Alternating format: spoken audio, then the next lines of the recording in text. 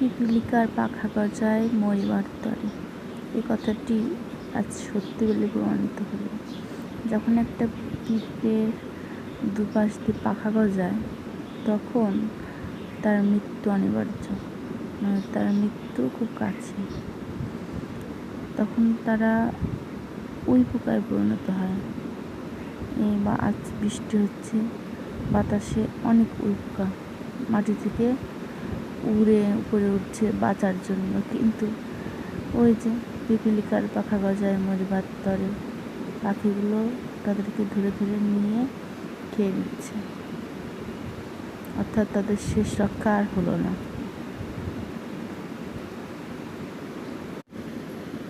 আজ সারাদিন বৃষ্টি, সকাল থেকে বৃষ্টি হচ্ছে।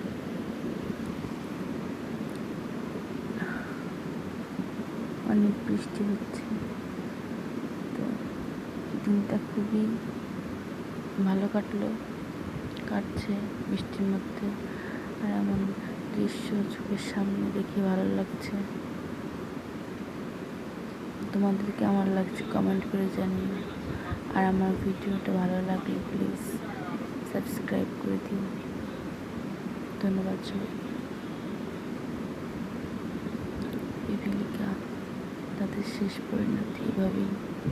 তেমনি মানুষেরও যখন পাখা গজায় তাদেরও শেষ পরিণতি কাছিয়েছে।